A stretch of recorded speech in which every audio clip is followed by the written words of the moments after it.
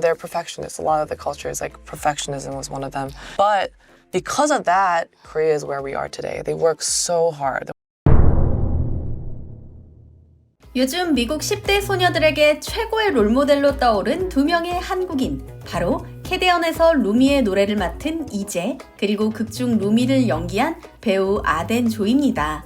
10대용 보그와의 인터뷰에서 두 사람은 인생에서 출구가 없다 느끼던 순간 캐대언을 만나게 되었다며 이 작품이 우리를 다시 살렸다고 고백하는데요. 단순히 K-팝 데몬 헌터스가 성공했을 뿐만은 아니었습니다. 노래 한 줄, 대사 한마디를 위해 수십 번 녹음하고 다시 쓰면서 두 사람은 잃어버렸던 자신을 다시 찾아가기 시작했기 때문이죠. 지금부터 이 두 한국인 창작자가 어떻게 다시 일어서게 된 건지 영상으로 만나보시죠. Things were not working out. No matter how much I worked hard trying to be perfect, it's just not working. And I think Golden kind of was the song I needed at that time. And so when singing it, naturally kind of cried.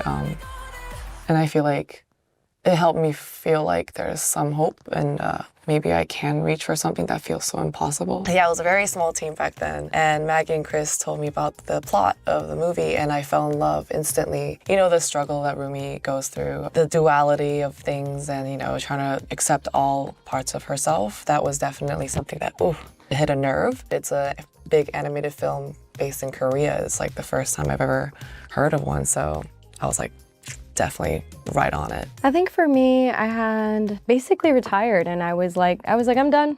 I traveled, I did all the bucket list things, and I remember my team was shocked because they were just like, wait, what do you mean? There's still other opportunities. But I think I just felt so discouraged that my heart had left. But then my agent would send me things here and there and be like, what about this? What about this? And K-pop Demon Hunters was one of those projects that when it came in my inbox and I was like, wait, Maggie King. Oh, Kangshida. So Kang is a Korean last name. My mom's a King. And so I was like, oh my gosh, she's Korean. And then for me, it was like, I would love to be Celine. I thought it was so cool. And I didn't even consider anything else. And I did a voice note for my Celine audition. I was in a hotel. I think I was in Korea at the time.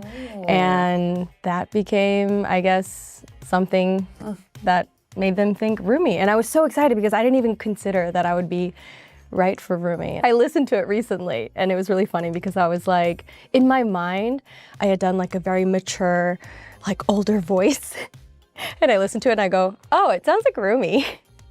But that was my first audition and that's what got me the callback for Rumi. Yeah, I mean, something about voice memos. I know I wrote Golden in a voice memo. Voice memo, I know. Those voice notes. I got a call from my producer and they asked me, hey, would you be down to sing for Rumi? It was in the midst of singing all these demos, amazing millions of demos. And I was just like, of course, like, I love Rumi, the character herself, and I connect with her so much and being able to emote her emotions through singing, a huge honor. And also was quite efficient because, you know, since I wrote a lot of the songs, it was just kind of a easy transition into singing for Rumi.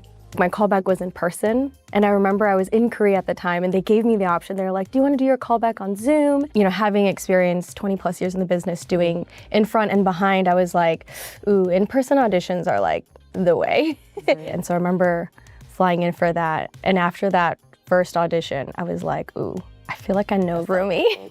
But I think maybe auditioning for Celine helped that, because it helped me understand more of Rumi, because you know what I'm talking about. Yeah, 100%. I can't really share some of this, but I know EJ knows. EJ knows the secret. The thing I love to do is, obviously when you read the script, I love like breaking it down, scribbling everything and writing notes and asking like, you know, where I'm coming from, right, as the character. And it's so funny because I feel like with Sony and Netflix, it was so like top secret. We weren't allowed to like print it out.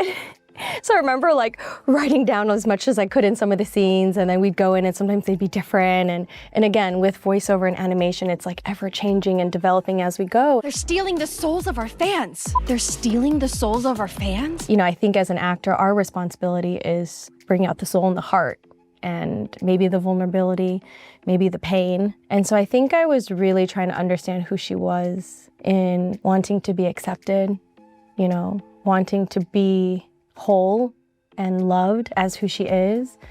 And I feel like her relationships with the girls, Huntrix, and relationship with Celine, and then with Chinu, sort of the first to see who she is and accept and protect her. I worked on a lot of what those relationships meant and who they were, more so than, I guess, the tone of my voice, which that I can thank Maggie and Chris for really directing and helping, because they'd be like, wait, do that again, but like your lowest register, or like do that again, but more like this. And sometimes you just do it and they're like, oh, that's it, do that. Yeah.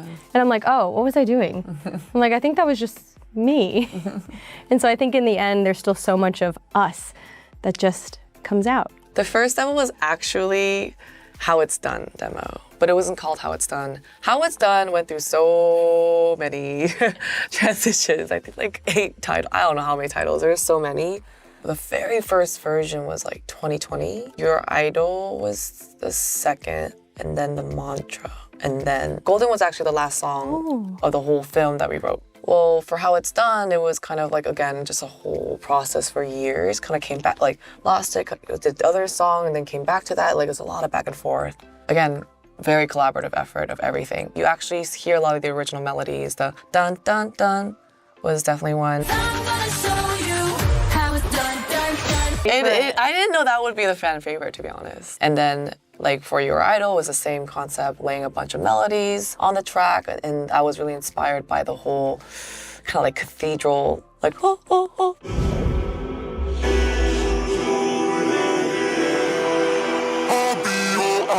I added a lot of the harmonies, and Ian Eisendrath and I like kind of collaborated with a bunch of the vocal production of that. You know, with Mark, we were just kind of figuring out fun lyrics, lots of puns in that. Thank you for the pain, cause it got me going viral. I can be the star you rely on. That, again, because I connected so much with Rumi as a character. You know, her whole struggle with being essentially a perfectionist, a workaholic, to cover up the things she's very shameful about, and being a perfectionist, of like trying to always put her best foot forward, and that could be very exhausting. I've definitely felt that when I was a K-pop trainee. Korea it's a beautiful culture. They're perfectionists. A lot of the culture is like perfectionism was one of them. But because of that, Korea is where we are today. They work so hard. They're one of the hardest working countries I know. As a trainee, always trying to be perfect, doing my best, and never crying, and showing that I'm strong. And you know, that was kind of where I kind of was able to write in the lyrics. But at the same time, you know, struggling of just like wanting your dream to come true was a huge part of the writing that I tried to put in. So Golden for me was so important because it really helped me through a hard time for myself. I was going through a lot. Things were not working out. No matter how much I worked hard, trying to be perfect, it's just not working. And I think Golden kind of was the song I needed at that time. And so when singing it, naturally kind of cried. And I feel like, you know, it helped me feel like there's some hope, and maybe I can reach for something that feels so impossible. And yeah, and I'm here today with Golden. So it really did save me in different levels. 오늘 전해드린 이야기도 흥미로우셨다면 좋아요와 구독 부탁드립니다. 여러분의 관심과 응원이 저희 채널을 움직이는 가장 큰 힘이 됩니다. 앞으로도 위대한 언니 채널과 함께해주세요. 감사합니다.